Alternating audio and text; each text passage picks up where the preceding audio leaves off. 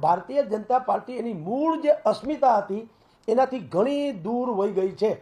અત્યારે 27ના પ્રધાનમંડળમાં 17 જણા મંત્રી છે, 17માંથી 70% મૂળ કોંગ્રેસી છે અથવા તો કોંગ્રેસમાંથી પાછા આવેલા છે। બોલો તો અને હજી તે પ્રધાનમંડળ જે રચાવવામાં છે એમાંય તમે જોશો તો કોંગ્રેસી મૂળના લોકોની પણ બોલબાલા થવાની। આ બધી જે લીપા પોથી જે પોથીમાંના રીંગણા થઈ ગયા છે એને કારણે એની અસ્મિતા ગુમાવી દીધી અને એટલે જ અંદરો અંદર એટલો બધો વિખવાદ જૂથવાદ અને મિત્રવાદ કે સગાવાદ ચાલી ગયો કે પોતાની ટ્રીમન્ડસ બહુમતી હોવા છતાં ભારતીય જનતા પાર્ટી એના પ્રદેશ પ્રમુખ નિમી ન શકી। મોડું થવા પારણનું એની પાછળનું કારણ આ છે। સંગઠનમાં પણ CR પાટીલના જૂથના જે લોકો છે લખી રાખજો, એમાંના ઘણા લોકો પડતા મુકાશે। એ એટલા માટે કે એ કારણ કે CR પટેલની ગુડ બુકમાં હતા એટલે રહ્યા હતા એનો વાંધો નથી, પણ એને જે પરફોર્મન્સ બતાવવું જોઈએ, જે એને પરિણામ લાગવું જોઈએ એ પરિણામ લાવી શક્યા નથી।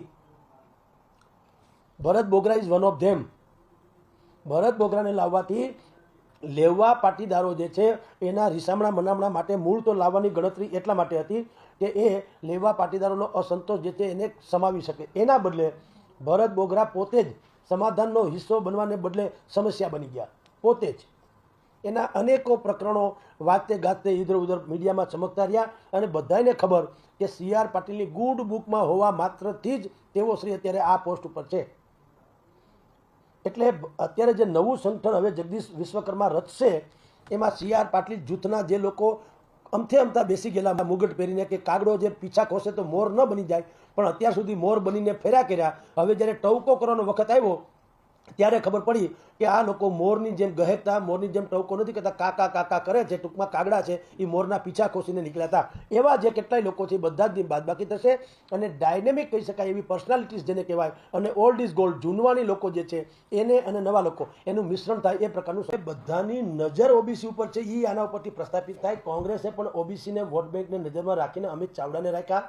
અહીંયા ઈસુદાન ગઢવી છે એ પણ OBC ચહેરો છે આમ આદમી પાર્ટીમાં, અને હવે ભારતીય જનતા પાર્ટીએ પણ OBC ચહેરો મેદાનમાં ઉતાર્યો। એનો અર્થ ભારતીય જનતા પાર્ટી લાગે કે ત્યાં સુધી શું છે કે ભારતીય જનતા પાર્ટીની જે કોર વોટ બેંક સવર્ણોની છે એ તો છે જ, એ માને છે કે એ છે, એનેથી કેટલાક લોકો જે રીસામણા છે એને મનામણા કરી શકાય। જેમ કે સૌરાષ્ટ્રની મોટાભાગની લોબી જે છે અત્યારે ભારતીય જનતા પાર્ટીના હાઈકમાન્ડથી માંડી અને સરકારથી નારાજ છે। શું કામ? પ્રતિનિધિત્વ નથી મળ્યું, અવગણના થઈ રહી છે। પણ હમણાં જ નવું પ્રધાનમંડળ થશે ત્યારે 4-5 નામ એવા છે જે સૌરાષ્ટ્રમાંથી છે પણ એનો મેળ પડી જવાનો, જેમ કે જયેશ રાદડિયા, હીરાભાઈ સોલંકી, મહેશ કસવાલા અથવા કૌશિક વેકરિયા, પછી ભાઈ અર્જુન મોઢવાડિયા અને રીવાબા જાડેજા। આ 5-7 નામ એવા છે કે એના સમાવેશ કરવાથી સૌરાષ્ટ્રનો તથાકથિત અજંપાને ખાળી શકાય અને જે પોતીકી કોર વોટ બેંક જે અત્યાર સુધી રહી છે એને કમસે કમ બહુ બહેકથી અટકાવી શકાય।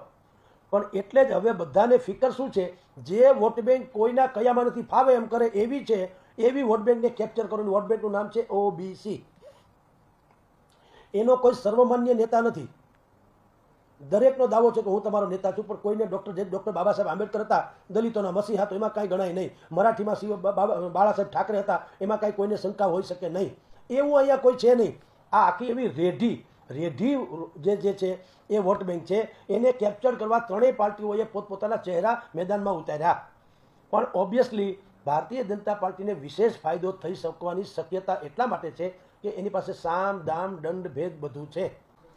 લોકોની આકાંક્ષા એમ છે કે તળિયાથી નળિયા સુધી બદલાવ કરવો જરૂરી છે, નહીતર ભારે પડવાનું પક્ષને। અત્યારની જે સરકાર છે એ પોતે માને છે કે અમે સરકાર છીએ, જનતામાં એની કોઈ શાખ કે ધાક નથી। ગુજરાતમાં આના જેવી અરાજકતા બીજી ક્યારેય સર્જાઈ નથી। સ્વયં આપણે વિશ્લેષકો કે જનતા એ તો છોડો કે વિપક્ષ એ તો ટીકા કરે, ભારતીય જનતા પાર્ટીના ધારાસભ્યોએ પણ પત્ર લખીને લેખિતમાં કીધું અધિકારીઓ અમારું માનતા નથી। એવું ક્યારે બને? વિચાર કરો તમે। અને મુખ્યમંત્રીના સરકારે સ્વયં પરિપત્ર બહાર પાડવો પડે કે હે અધિકારીઓ કમસે કમ અમારા ફોન ઉપાડો। હદ ન કહેવાય? આનાથી વિશેષ કાંઈ બીજી કરુણાજનક સ્થિતિ કઈ કહી શકાય? મને કયો। પરિપત્ર બહાર પાડ્યો કાયદેસરનો કે ભાઈ અધિકારીઓને વિનંતી છે કે નેતાઓના અને મંત્રીઓના ફોન ઉપાડો, અને એટલું જ નહીં એને સૌજન્યશીલતાથી જવાબ આપો। એનો અર્થ એમ છે કે કેટલાક અધિકારીઓએ બિહેવિયર ખરાબ કર્યું હશે મંત્રી કે નેતા સાથે, બોલો। તો આ સ્વયં બતાવે છે કે ભારતીય જનતા પાર્ટીની સરકાર કેટલી નબળી છે, કે અધિકારીઓનું રાજ અત્યારે ચાલે છે અને નેતાઓ ફરિયાદ કરતા ફરે, પછી પ્રજાની તો વાત જ ક્યાં રહી. એટલે જો એકાદ બે ચહેરા ઇધર ઉધર કરશે તો ભારતીય જનતા પાર્ટીનું દળદર નહીં ફીટે. હું તમને ઝટપટ એક યાદી વાંચી બતાવું જેને પડતા મુકાવાના છે અને જેને લેવાના છે. હું કહું એમ થવાનું નથી, પણ જે સૂત્રો પાસેથી જાણવા મળ્યું તે છે. હું કહું જે પડતા મુકાવવાની યાદી પહેલાં વાંચું છું. કનુભાઈ દેસાઈ, રાઘવજીભાઈ પટેલ, કુંવરજી બાવળિયા, કુબેર દિંડોર, ભાનુબેન બાબરિયા, મુકેશ પટેલ, પરસોત્તમ સોલંકી, બચુભાઈ ખાબડ, ભીખુસિંહ પરમાર ને કુંવરજી હળપતિ. આ લોકોના ગરબા ઘરે આવવાના. અને હવે જે લોકોને સિંહાસન પ્રાપ્ત થઈ શકે એવાના નામ બોલું છું. જયેશ રાદડિયા, હીરાભાઈ સોલંકી, મહેશ કસવાલા અથવા કૌશિક વેકરિયા, સંદીપ દેસાઈ, અર્જુન મોઢવાડિયા, શંકરસિંહ ચૌધરી, અલ્પેશ ઠાકોર અથવા હાર્દિક પટેલ, સીજે ચાવડા, સંગીતા પાટીલ અને રીવાબા જાડેજા. આ લોકો આવી શકે, પેલા લોકો જઈ શકે. ગૃહમંત્રી હર્ષ સંઘવીને અપગ્રેડ કરીને યા તો કેબિનેટ કક્ષાના સ્વતંત્ર હવાલો ધરાવતા ગૃહમંત્રી બનાવે અથવા તો ડેપ્યુટી ચીફ મિનિસ્ટર બનાવે. તો ચીફ મિનિસ્ટરમાં હજી કોઈ એક રહસ્યમય જે છે જેને સરપ્રાઇઝ કહી શકાય એવો કોઈ ચહેરો આવી શકે. પણ અત્યારે મુખ્યમંત્રી બદલવામાં મુખ્યમંત્રીનો કોઈ વાંક છે એટલે બદલે એવું નથી, એની સ્વયં પોતીકી ઈચ્છા પણ છે. કારણ કે ભૂપેન્દ્રભાઈ પટેલના દીકરાની તબિયત નાદુરસ્ત રહ્યા કરે છે અને સારવાર માટે વિદેશ જવાની ઘણા સમયથી વાતો છે.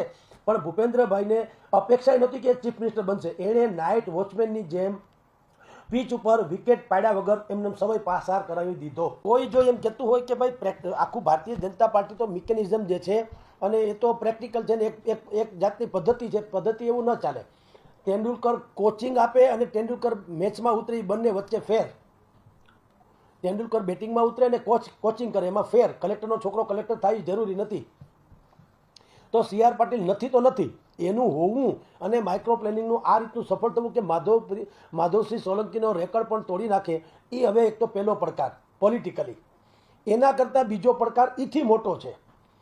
એ પડકાર કયો છે? ભારતીય જનતા પાર્ટીની અંદરમાં જે બહુ મોટો વિરોધ પક્ષ પેદા થયો છે, ભાજપની અંદરનો વિપક્ષ, શાસક પક્ષની અંદરનો વિપક્ષ, એને થાળે પાડવો. કારણ કે આપણે અમૃત ઘાયલ અમારા રાજકોટના કવિ કહી ગયા ને કે નીચે દટાયેલો છું, આ ઇમારતનો હું તો પાયો છું. એમ જે લોકો પાયાના કાર્યકરો છે ભારતીય જનતા પાર્ટીના, એ યા તો દટાઈ ગયા છે, યા દાટી દેવામાં આવ્યા છે, દફનાવી દેવામાં આવ્યા છે, યા એને આઇસોલેટ કરવામાં આવ્યા છે. એ ખાલી રાજકોટ નહીં, ગુજરાતભરની વાત કરું છું. જેણે ભારતીય જનતા પાર્ટીને સત્તા સ્થાને બિરાજવા સુધીમાં પોતાની પેઢીઓ ખપાવી દીધી, એ લોકો અત્યારે હાસ્યામાં ધકેલાયેલા છે. અમિત શાહ હમણાં રાજકોટ આવ્યા હતા, એની મુલાકાતમાં ત્યારે પહેલી વખત એવું બન્યું કે રાજકોટના ધુરંધર જૂના, જેને કહી શકાય ઓરિજિનલ ભારતીય જનતા પાર્ટીના કાર્યકરો, એની સાથે એણે આઉટ ઓફ વે જઈને, શિડ્યુલમાં નહોતું, શિડ્યુલમાં કાર્યક્રમ હતો જ નહીં, આઉટ ઓફ વે જઈને સર્કિટ હાઉસમાં એની સાથે મિટિંગ કરી. ત્યારે એવા સંકેત ચોક્કસ મળ્યા અમને કે હવે ભારતીય જનતા પાર્ટી યુ-ટર્ન લેવાની છે અને જે વિસરાયેલી વાતો છે, વિરાસત છે, એને પુનર્જીવિત કરવા જઈ રહી છે. એટલે બીજો પડકાર જગદીશભાઈ વિશ્વકર્મા સામે એ છે કે જૂના જનસંઘી બ્રાન્ડના જે ભારતીય જનતા પાર્ટીના કાર્યકરો છે, જેને એના કદ પ્રમાણે પદ નથી મળ્યું, એવા લોકો, એક તો એનો વિશ્વાસ જીતવાનો. અને પડકાર નંબર 3, ગુજરાતના ભારતીય જનતા પાર્ટીના ઇતિહાસમાં ક્યારેય બન્યું ન હોય એવો એક વિપક્ષી ઓરા, હું શબ્દ વાપરીશ ઓરા, પક્ષ નહીં, કારણ કે હજી બાકી જોને તો છે, પણ ઓરા તો ચોક્કસ છે. એક ગોપાલ ઇટાલિયા વિસાવદરમાં શું જીતી ગયા, જાણે નંદ ઘેર આનંદ ભયો જય કનૈયા લાલ કી, એના જેવું આખા સૌરાષ્ટ્ર ગુજરાતમાં થઈ રહ્યું છે. હવે હજી એ વિસ્તરીને વકરે એ પહેલાં જગદીશ વિશ્વકર્માએ એને અટકાવવા પડશે. અને એમાં ભારતીય જનતા પાર્ટીની જે કોર વોટ બેંક જે છે, જેને લેવા કડવા પાટીદારો કહે છે, 70% જે છે, એમાંનું એક ધડો, એક જૂથ એવું માને છે કે ભારતીય જનતા પાર્ટીએ અમારો ઉપયોગ કર્યો પરંતુ અમને જોઈએ એવું રિટર્ન ગિફ્ટ નથી આપી. એ લોકો અત્યારે ગોપાલ ઇટાલિયા તરફ મીટ માંડીને બેઠા છે. એક પંક્તિ છે કે એક અજબ સી અફરા તફરી है, अजब सा ही ये एक मंजर है, हर आस्तीन के अंदर में छुपा हुआ एक खंजर है. દરેક હવે જો એક જમાનામાં ભારતીય જનતા પાર્ટીના સપોર્ટર્સ હુવા કરતે થે, હવે સપોર્ટર્સ નથી, લાભાર્થી છે, દાવાર્થી છે. આટલો ફેર છે. હવે ભારતીય જનતા પાર્ટીના લાભાર્થી છે અને દાવાર્થી છે. મેં આ કર્યું છે માટે મને આટલું વળતર મળવું જોઈએ, આવો દાવો કરનારા લોકો વધી ગયા છે. પણ સરકાર મૃદુ હોય ને એ ન ચાલે, સરકાર મક્કમ જ હોવી જોઈએ. મૃદુ તો વેવાય વેલા હોય ને એમાં હાલે, એ મૃદુતા સંભાળ, પણ સરકાર કઠોર હોવી જોઈએ. જો સૈનિક હોય, લશ્કરના સૈનિકનો કમાન્ડરે જો આવો લાગણીશીલ કે જીવ હિંસામાં નહીં માનનારો હોય તો ક્યાંથી મેળ પડે? અહિંસા પરમો ધર્મ એમ કહેતો એને લશ્કરનો વડો બનાવો તો શું થાય? એવું ન હોય. સરકાર મક્કમ જ હોવી જોઈએ. અને મક્કમનું ગુજરાતી એ છે કે દોષિતોને કડકમાં કડક ધડારૂપ સજા આપે અને સજ્જનોનો જે છે એ સન્માન કરે. હવે બે બાબતમાં આપણે જાણીએ છીએ કે મૃદુ સરકાર જે છે એ એટલી બધી અપેક્ષાકૃત એટલી સફળ નથી થઈ, એટલે એને બદલાવે તો ખોટું નથી ને બદલાવે તો અપમાનય નથી. એણે એની ભૂમિકા ભજવી એવી વાત છે કે કોંગ્રેસ ક્યાંય ચિત્રમાં નથી, માધવ ક્યાંય નથી મધુવનમાં. જે કાંઈ ફેરફાર કે રણનીતિ ઘડવાનું આવશે અથવા તો આવી રહ્યું છે અત્યારે, એ છે આમ આદમી પાર્ટીને. આમ આદમી પાર્ટીને એમ હતું કે જો અત્યારની સરકારની જે હાલત છે એને એ હાલત રહે તો લખી રાખજો, તો ગોપાલ ઇટાલિયાને ભયંકર બેનિફિટ મળ્યો હોત. પણ હવે જો સરકાર જાગી ગઈ છે